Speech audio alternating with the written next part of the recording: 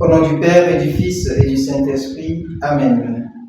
Ô Seigneur, envoie ton esprit et tout sera créé, et tu renouvelleras la face de la terre. Évangile de Jésus-Christ selon saint Marc, chapitre 11, versets 27 à 33. Ils reviennent à Jérusalem, alors que Jésus allait et venait dans le temple, et les grands prêtres, les scribes et les anciens s'approchent de lui. Ils lui disaient: en vertu de quelle autorité fais-tu cela? Ou qui t'a donné autorité pour le faire? Jésus leur dit: je vais vous poser une seule question. Répondez-moi, et je vous dirai en vertu de quelle autorité je fais cela. Le baptême de Jean, venait-il du ciel ou des hommes? Répondez-moi. Ils raisonnaient ainsi entre eux. Si nous disons du ciel, il dira: pourquoi donc n'avez-vous pas cru en lui? Allons-nous dire au contraire des hommes? Ils redoutaient la foule, car tous pensaient que Jean était réellement un prophète.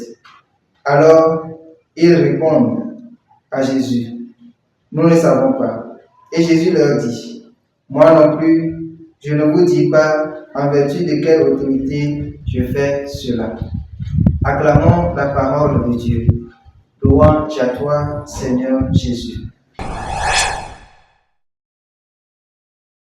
Chers frères et sœurs, aujourd'hui 1er juin, les textes que l'Église nous propose de méditer nous invitent à reconnaître l'autorité de Jésus et à y adhérer. On est tous surpris par cette question piège posée par les chefs, question à laquelle Jésus répond par une autre question. Cette dernière question invite les interlocuteurs de Jésus à un véritable examen de conscience. La figure de Jean intervient dans cet évangile car les interlocuteurs avaient écouté l'enseignement de Jean-Baptiste, mais ils ne l'avaient pas reçu. Par manque d'humilité, par orgueil et par conséquent, n'ont pas reçu le Christ qu'il a proclamé. Ils ont refusé volontairement la purification de leur cœur. Ainsi, le dialogue n'était plus possible entre eux et Jésus. Il serait possible si leur cœur était disposé à l'accueillir. Chers frères et sœurs en Christ, il nous arrive aussi parfois de faire preuve d'une certaine fermeture du cœur au point où le dialogue devient difficile, voire même impossible entre nous et Dieu. Parfois, nous voulons tout simplement présenter ce que nous pensons à Dieu sans toutefois lui laisser parler en nos cœurs. De ce fait, nous refusons sans le savoir son autorité. Son autorité doit régner sur nos vies.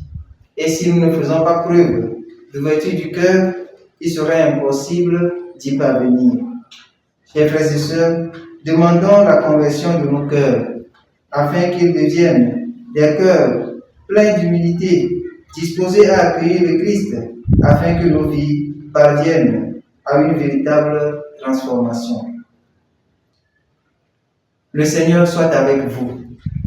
Que Dieu Tout-Puissant vous bénisse, le Père, le Fils et le Saint-Esprit. Amen.